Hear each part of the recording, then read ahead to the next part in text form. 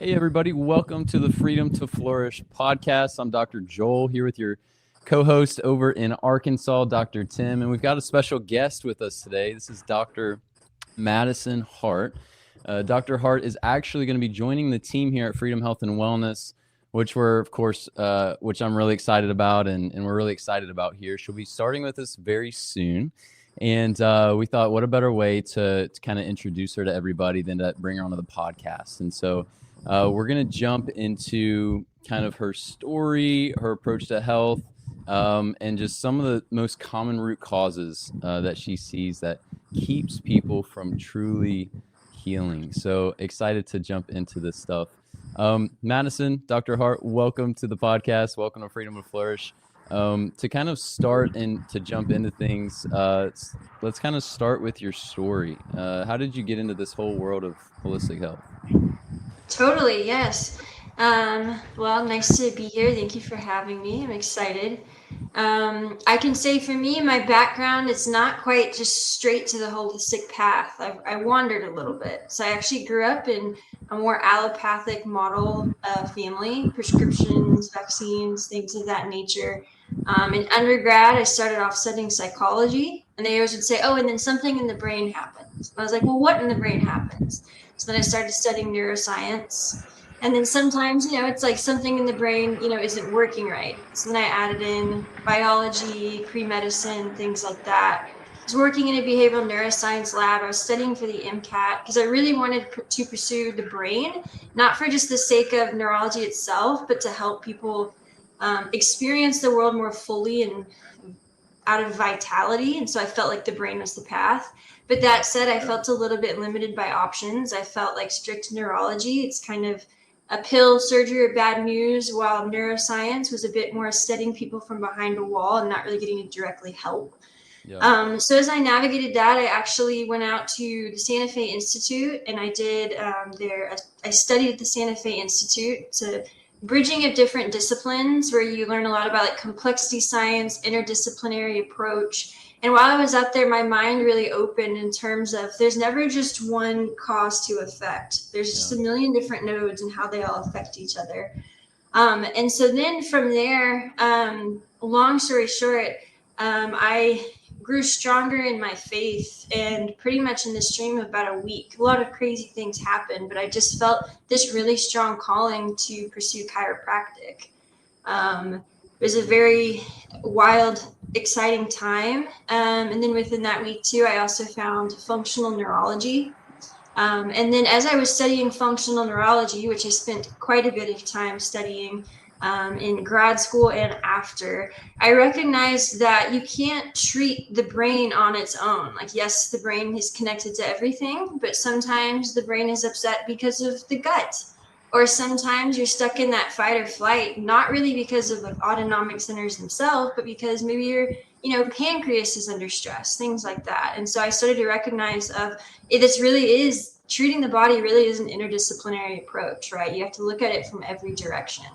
And it's just every day I love how much I get to contribute towards people just living more fulfilled lives full of vitality and just joy and genuine enjoyment and happiness to just be alive. So yeah, I love it. Awesome. That's awesome. I love part of your story that I love, which you see this with, like, honestly, there's like a theme I would say with all great doctors, which is there is this constant desire to like understand what the body is doing and also not be limited by what other people say. And so there's like this constant desire of like, okay, I'm going to learn more. I'm going to research more. I'm even going to venture out of what is comfortable. I'm going to look at the gut health. I'm going to look at the hormones, all these different things. And, you see this with a lot of like popular medical doctors where they kind of go through medical school and see patients. And then they realize like, man, medicine in and of itself is not necessarily getting to the bottom of things. It's like we need to understand how the body functions. And so then you see people like Dr. Mark Hyman, they're going out and they're researching. And now they're like some of the leading like functional docs in the field, and they're doing awesome jobs, an awesome job with everything. So it's really cool to see that in your story as well. Dr. Tim and I have shared our story on here, but it's kind of similar. Ours has obviously come in with more like personal health stuff. A lot of people's does. It's like, I had a health issue, you know, Dr. Tim had a health issue, and that kind of took us down this rabbit hole of like, man, like, oh wow, there's some issues with our healthcare system. And then also in the holistic side, there's some really cool things that you can do to support the body and healing itself. So, Well, I will say on that point, I did leave that part out a little bit, but I definitely went on my own health journey. The part where I actually found functional neurology and functional medicine was I had gotten 8 concussions. And I was just kind of like, well, I guess I'm doomed. Was really not in a good place with my health. And actually, the person who I really saved my life, she was an MD Indy. So she was a medical doctor and a naturopathic doctor. And actually, I remember at that point in time, I actually kind of had like a personal crisis because I was like, oh my goodness, like this is what I should have been doing. yeah. But somewhere in my head, I was like, I'm too sick. I'm too unwell. Like it's too late. And then the Lord was like, well, that's just not true.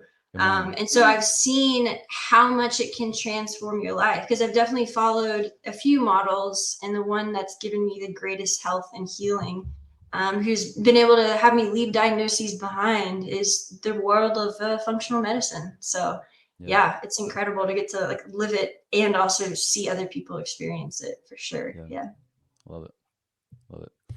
So one of the things we're talking about in this episode here is like, what, you know, why does healing require looking at the whole person? And so, you know, when we talk about looking at the whole person, and Dr. Tim, you know, we chime in, we talk about this all the time, and I want you to also chime in on this too. But like, what are some of the key categories or pillars that come to mind that make up health?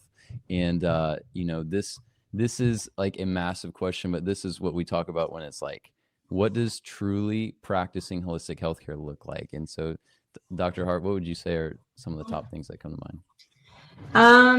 I would say, I think a lot of times people think to be, you know, in the space of holistic health, they need to be taking a lot of supplements. That's the path. But really, supplementation is required when you're not getting nourished through your food. And so not just eating food, but high quality foods is so important. There was that study, because with our soil quality now, to get the required nutrients you need from broccoli, you need something like 20 times as much broccoli to get the same quality of like nutrients. And so, of course, like the quality of your food, not just what you're eating, but where you're getting it, like grass-fed beef, things like that, that's so important. As I was saying the other day, you know, if there's one supplement that made you more energetic, that made you less foggy, that made you feel stronger, that made you more mentally at peace, that made you less inflamed, why don't you take that every day?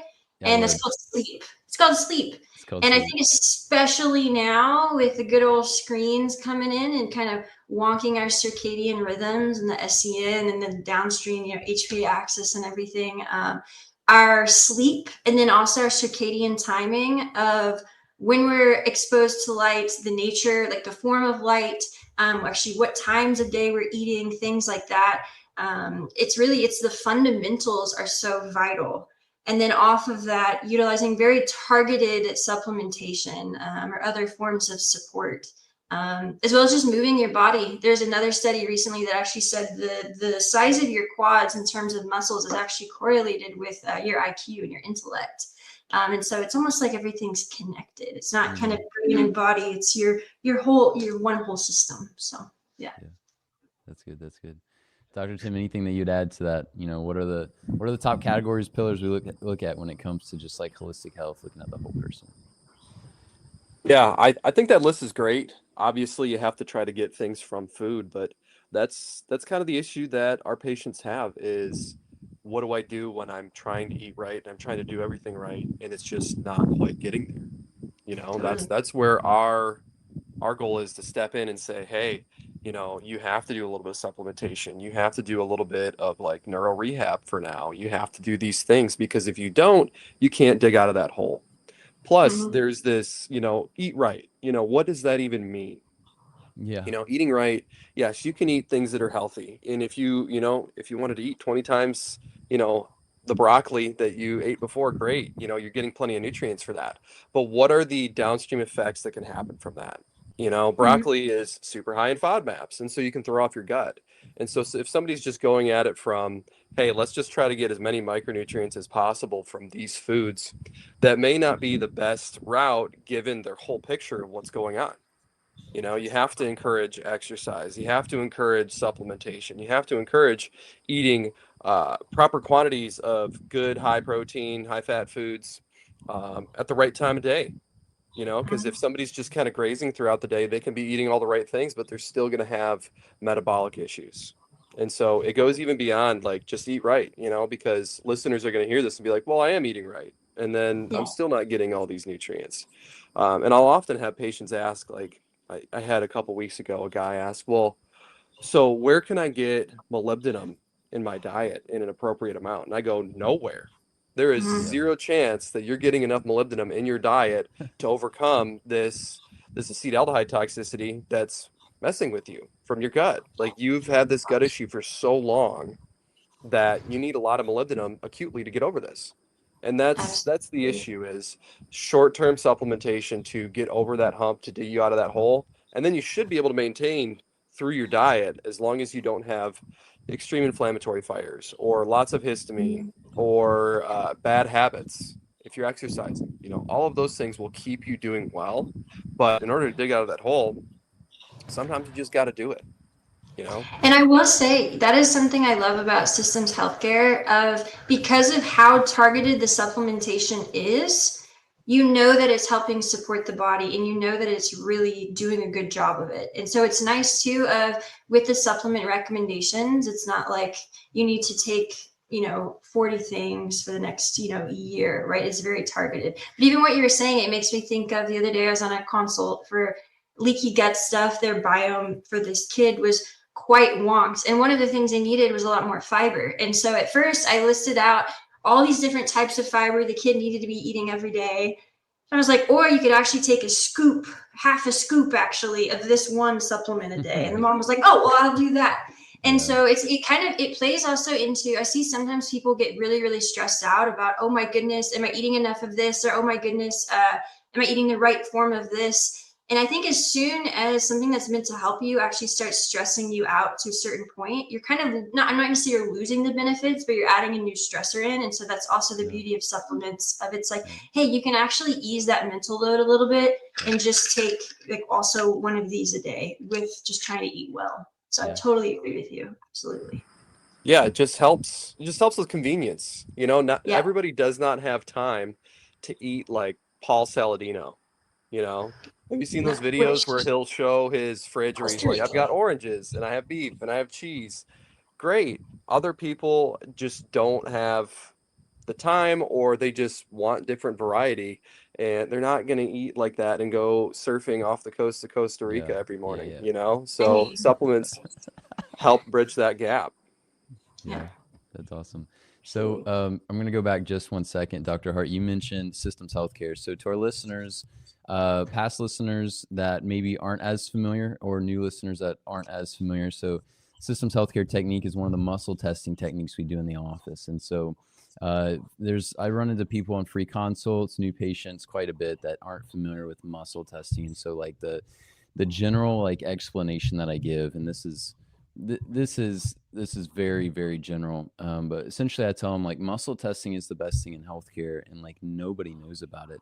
And the reason why it's one of the best things or the best thing in healthcare is because you can test the muscles, and see if they're activated or not, and then check different things like organ reflexes. You can check homeopathics and things like that to check for deficiencies, infections, all this stuff. Here's the gist of it, how I kind of summarize. We can actually test your body and understand like what it's doing, by testing the muscles and checking the different reflexes. There are a lot of people that don't know about muscle testing, and obviously in the functional slash holistic world there's a lot of people that do know about lab tests and all the things that you can run, and sometimes it can be quite extensive and a lot of money as well. And Dr. Tim, we talk about this quite a bit. It's like for whatever condition we're talking about, it's like here are the different labs that you could check and could run, but with muscle testing, there's a way to cut through all that so much more efficiently and more effectively. And so, Dr. Hart, tell us a little bit about your experience, like with muscle testing, and kind of like when you learned about it, and um, what kind of got you excited about learning muscle testing, and how has that changed, like how you're able to help patients? Absolutely. So this was, I think it was in my second trimester of grad school. I was at a seminar in Colorado, a tone seminar. It was very interesting. That's a whole like side tangent. But I remember I was rooming with some random other student, and I had just received some news that I was just trying to process, I guess, and I didn't know this roommate. She's like, "Hey, we were just kind of talking." I was like, "Yeah, I kind of had a weird day," and she was like, "Well, do you want to figure it out?" And I was like, "Well, I mean, yeah, sure, whatever." And so she said, "Here, just pick up your arm," and she starts just pushing on my arm, and she was like, "Oh, are you feeling this emotion right now?" She said, "About this," and I'm like, "How did you just do that? Like, how did you just figure that out?" And so that was the beginning of muscle testing, and it was a stressful thing that I was like, "Well, I'm going to go process that for 2 years." And through muscle testing, we went straight to the trigger, and then we actually processed it. And I got some like homeopathic remedies off of that too. And I was like, "Well, that's fascinating." And so I really appreciate how there's such a direct way to just talk to the body. And I also see a lot of times there's even sometimes incongruence between like mentally and physically. And so sometimes like kind of what we're believing or kind of what we're thinking, our body may be in a slightly different place. And so you also think about it, if your energy is kind of being sent different directions, you don't have quite as much, keep using that word vitality, right? We don't have quite as much vitality to kind of push forward. And so through muscle testing, we can really talk directly to the body in that moment of right now, hey, what's stressing you out? Or hey, where do you need more support? And it's cool too how replicable it is, how you can even use like a dynamometer to show patients, like see how your tone actually changes when we introduce this stressor to your system, or how it strengthens when we, add in this form of support. And so it's just, once you find it, it's just, what other ways can I use this? Right. So, Yeah. yeah. And how has that kind of transformed now how you see patients? Because I know that you do a lot with labs, a lot with lab testing, that kind of thing. But I think there's definitely times and places too where you don't necessarily need that as much. And maybe, obviously as doctors, we're trained like to do things in the best interest of the patient to get to their goal as quickly and efficiently as possible. Sometimes that doesn't mean labs. Sometimes that means we need to jump into the muscle testing. What does that kind of, how, is that something that you found as well? Like, what does that kind of look like with your thought process? Because I know you jump into muscle testing with every patient, and that's a big piece. Absolutely. Absolutely. I would say so I really appreciate labs, and I'm someone where I'm always going to do them once a year. But sometimes you have something emergent of, hey, like right now my gut's doing something really weird and I can't really wait a few weeks to get, like a BioMFX test back. Like, what can we do now? Yeah. And so in that way, we can just jump straight in that moment and just ask the body, hey, what's going on? And then beyond that too, I really like how, because for any given one complaint at this point, there's so many different forms and brands and slightly different concoctions when it comes to a given supplement need. So we can use muscle testing to see what's the best one for you, because that may be different than, Joe down the street, or maybe what you see in an Instagram reel of what's the best one for you. And so you can really tailor that, and it helps you know that this is really going to be effective and supportive for the patient in this moment. So like you said, it's just much more efficient and it's much more effective. So yeah. Dr. Tim and I would definitely agree on that. And we talk about that quite a bit, about how, you might have a certain condition. Let's say that the gut's a mess. Even if you do run a stool test, it's like most of the time they don't find parasites when there may be parasites. In the holistic world, we know, the gut stool tests are not, a perfect thing there. But at the same time, there's this issue of like, okay, let's say you run these labs and you get all this information back. Okay, it's a picture in time, which can give you a lot of information, but it's like, what does the body actually need though to be supported? And that's where we get into like the functional testing of muscle testing. And so you might find that there's a candida issue on the gut test. You might find that there's an H. pylori issue, that there's the good bacteria are down. You might find all these different things, and you jump into muscle testing and you're like, oh, there's a couple herbs here needed to strengthen the gut and balance it out. We need to avoid these foods for a while. And by the way, of those 2 herbs, that's out of like 30 herbs, right? So it's like very specific for what each person needs. But then we might also find like, oh, and over here, there's an issue with detoxing estrogens, and that's feeding into some of your hormone issues. But because you're not detoxing, that's causing the gut to kind of also have other imbalances. And so Muscle testing, obviously, we're big fans of it because we've seen it change so many people's lives. We're just talking about here a little bit of the gut health, but that also goes into the hormones and the immune system for autoimmune issues, and it goes into developmental issues and behavioral issues with kids. It goes into so many things. And I'm going to switch course here just a little bit and ask this question, and we'll all kind of chime in on this. What are some of the top root causes that drive health issues that most doctors don't talk about? I love this question. absolutely. I would say for me, one thing I see a lot is it's more of I guess you could call it a capacity issue. So it's a matter of the body having a more narrow window to handle stress or to be able to bounce back from stress. Yeah. That really can't be overstated. I recognized that when I was working with patients, some patients that like maybe I inherited, or some they had come like other places, what have you. And like, yeah, I'm doing 2 hours of this neuro, or I'm doing all of these things every day. And I was like, I almost think you might be doing too much. I think you may actually be flooding it. Like you're going kind of past your capacity there. Right. So there's always kind of that fuel and then activation conversation of, do you need more fuel to push your body forward, or do we need to be activating certain areas a little bit more? So that's a big part of things.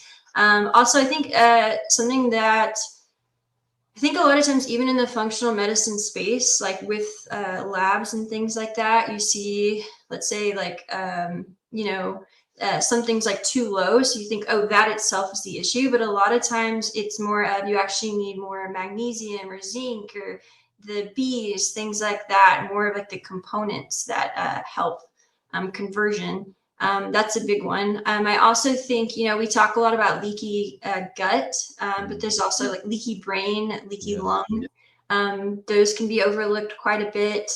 I see cortisol wrecking a lot of stuff. Dr. Dale Bredesen talks about this a lot of, there's kind of 13 different metabolic pathways that feed into memory issues that can look like Alzheimer's. And a very big one is cortisol.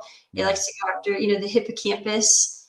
One other one I would say I see a good amount of is actually like biological mimicry. So like someone may be coming in with, gait and like coordination issues, but it's actually gluten, because gluten, your body, it goes after like the cerebellum, things like that. So like the body, maybe you eat something, but the body says, oh, that's Lyme, or, oh, that's Epstein-Barr, or what have you. And so it activates the immune system when that really might not actually be like active, that infection. So those are a few of the ones I see good amounts. Totally. Dr. Tim, what are some of your thoughts on that? Some of the top root causes that most doctors don't talk about. Of course, we talk about this stuff all the time, but here for our listeners, what are some of the top things you'd say? It's hard to be incredibly specific because I don't think other doctors are necessarily wrong, and Dr. Hart talked, kind of touching on what you brought up, food sensitivities. If gluten really is a big problem, that's something that almost every functional medicine doctor is going to run labs for, and that's not to say that it's not important and like we don't care, but the root causes are oftentimes very similar. It's the execution and fixing that, and it's the tying of symptoms into a actual root cause. And so instead of taking some sort of shotgun approach and saying, yeah, you've got an issue with gluten. Yeah, you've got, something going on in your GI map test. Yeah, your oats test is off. We have to do this, and so on and so forth. We're able to real time in the office figure out, hey, you've got this this discoordination issue. We can find cerebellar indicators through the muscle testing and figure out, is it pointing to an immune system organ? Is it pointing to a gut organ? Is it something that the brain really real time needs some funk neuro rehab stuff?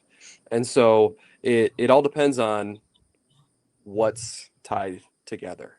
And that's where the muscle testing is so incredible, because if you just take a shotgun approach, even going beyond, what we think root causes are and kind of the point of this question, when care is not feasible for patients, it's not useful, And I remember, Dr. Joel, I don't know if you remember this, but I don't know if you were there. There was a cardiopulmonary seminar that was in person for the DAPC program that I had attended. I don't think you were there, actually. But I asked Dr. Delilah Redigar, who who teaches a lot of that, and I believe now she's graduated medical school, if I'm correct. So she's a DCMD, and the main question that I asked was, at your new patient visits, what is the cost? Because you're saying run this lab, run this test, run this, run that, run this. She said anywhere from $5,000 to $7,000. Whoa. So Yeah. if it costs $5,000 to $7,000 for someone to even start care, not even pay for your time, not even pay for supplements, just to get the testing, it is not useful. And even still, what is present, or what indicators do you have to say that your complaint is directly tied to what the findings on labs are? Yeah. So just like you said, say iron's low. Just because iron is low does not necessarily mean that's where your fatigue is coming from. You could have adrenal fatigue. You could have a raging microbiome imbalance that's driving a ton of inflammation and downregulating your adrenals and your thyroid.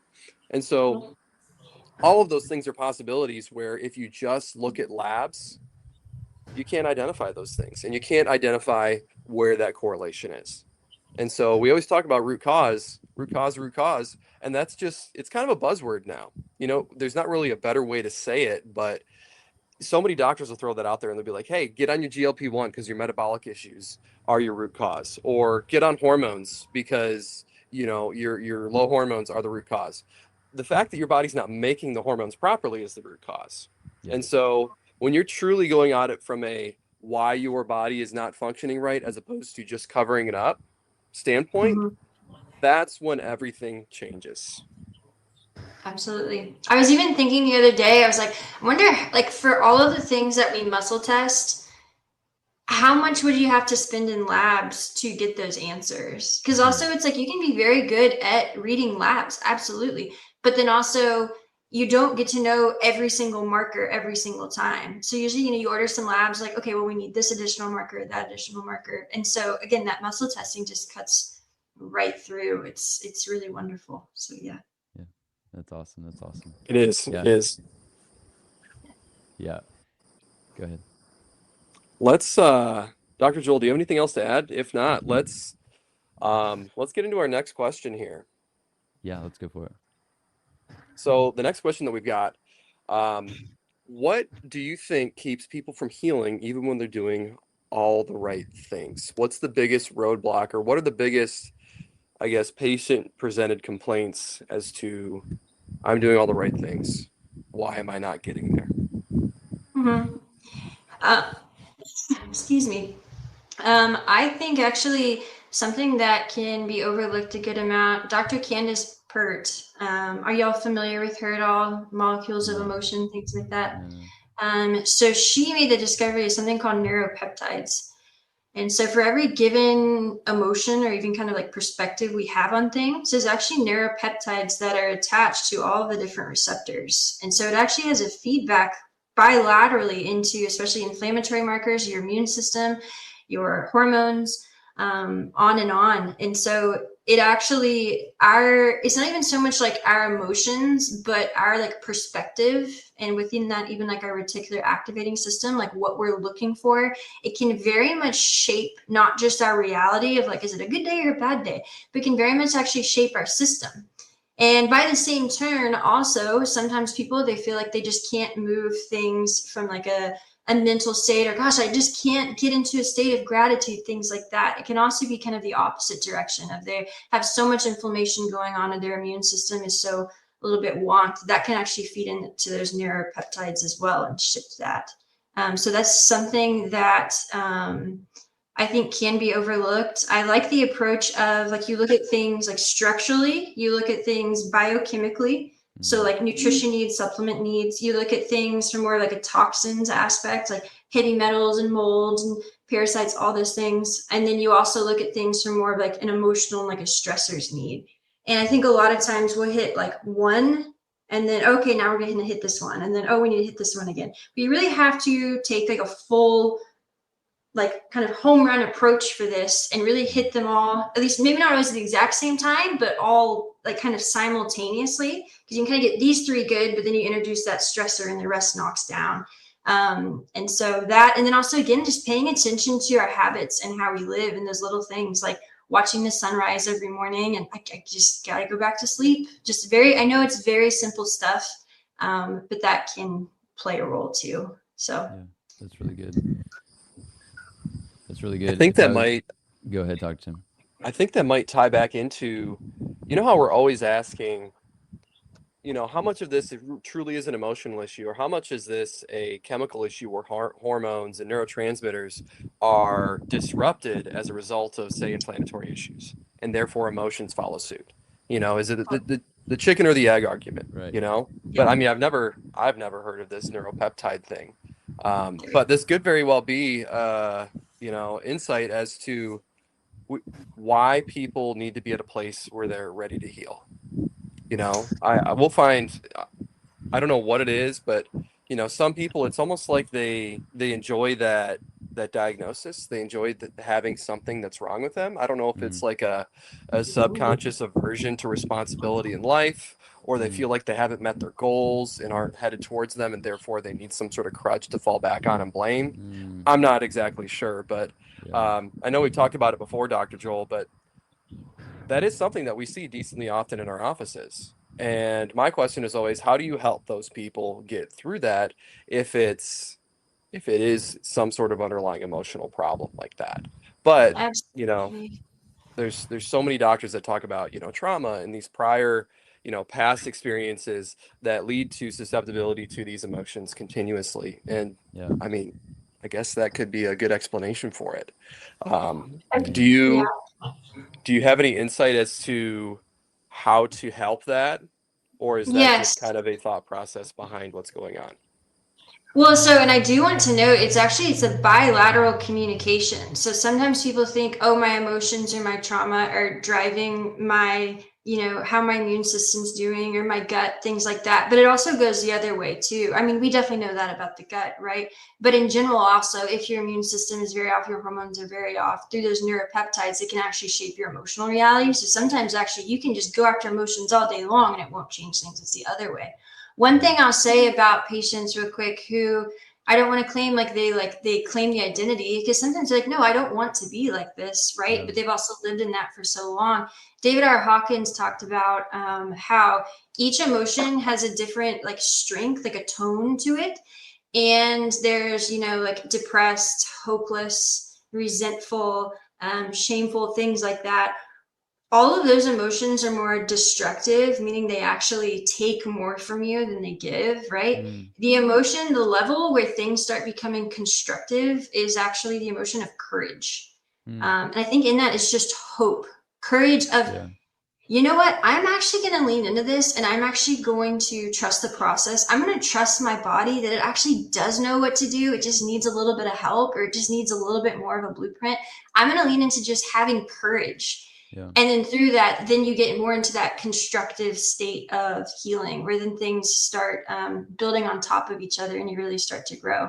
But from an emotional aspect, when necessary, I do something called neuroemotional technique. It's a very powerful, efficient technique to help support the body through trauma. Through that technique, I've seen people who met the criteria for complex PTSD no longer meet the criteria. You're talking more to the subconscious and unconscious layers of the brain, more like the limbic system, the brainstem, things like that. I do find, though, it's most effective when you're combining that with more kind of firm functional medicine, right? Whether that's even just a homeopathic remedy, or just also looking into other things. Because again, there is that bilateral communication when it comes to those neuropeptides. But I love that technique. I've seen it just transform people's lives. It's very rewarding, and I feel very blessed to get to do that. So that's how I would handle that. Yeah. That's awesome. That's awesome. I love that question, Dr. Tim. What keeps people from healing even when they're doing all the right things? For the chronic health issue, I think what happens is there's this, I'm sure there's a whole breakdown on this that someone's already researched all this, but there's an initial thing of oh, I've got this health issue. And basically as the months and months and months go on, and maybe the years go on, it starts changing from becoming this new thing to no, this is me, this is the identity. And so when we give patients hope and we show them no, maybe they've never had kind of a thorough assessment. Maybe they've never actually had somebody get to the bottom of some of the actual physical or structural or emotional things that are going on. But when you get to those things and you communicate and you show them, no, like, this is what's causing this issue, and this is exactly what your body needs, like, it gives them hope. And I would say that hope piece is huge. You could take the right supplements, have the right nutrition, but if you don't believe that you're going to heal and have that hope, then your body is, you're limiting your own body. And so I think that's really, really important. And then honestly, I think another thing is, I find a lot of people are like eating right and they're doing all these things, and I think that they just this. I don't know how it's going to come across, but they just don't realize like how much junk is going on with their body. Like, I can't tell you how many people have all these different toxins in their system that they have no idea about. We tell them they have an aldehyde toxicity, ammonia toxicity. They're like, I don't even know what that is. And that breaks my heart, because it's like, man, I wish like every doctor knew about these different toxicities and how they impact the body. But then you have different things like infections, and most people have no idea that they have some kind of gut imbalances, whether it's a fungal issue or bacteria or parasites. So there's just so many things that I think people don't realize, like how rough the world is. And I can understand that too, because I was at a place like that as well. And growing up, it was like, well, Wendy's is not that bad, right? And then you learn, and then you realize like Wendy's is like that. It's hard to call that food now, because it's like that everything is, number one, so processed. Fresh is a really hard word to have with any kind of fast food place. But then you've got seed oils, then you've got, all the different processed breads and different things like that. And it's just like, oh, you got all the GMO foods. It's like, man, it's really hard to call that food. But in the past, you're like, oh yeah, like, let's go somewhere healthy. Like, we won't go to Taco Bell, we'll go to Wendy's, and it's like, okay. So all that to say, I think that there's a gap between where people are at and then like really kind of like how bad things actually are.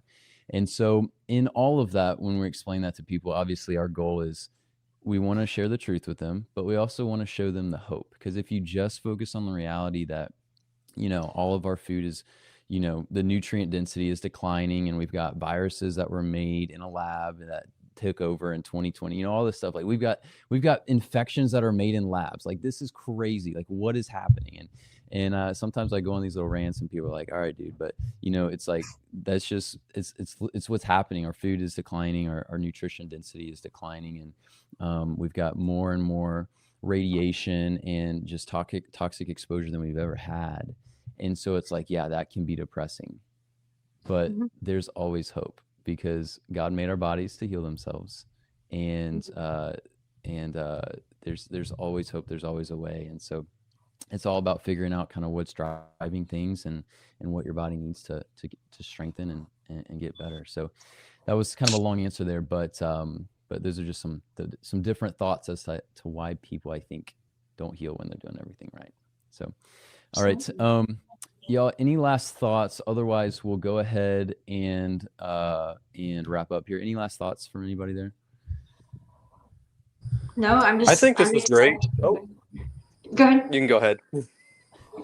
I'm just excited to be here. I really appreciate y'all having me. Y'all are just a wealth of knowledge, and I love that y'all put out this podcast and make this information so much more accessible to people. And it just driving to work, they can just listen to some hope.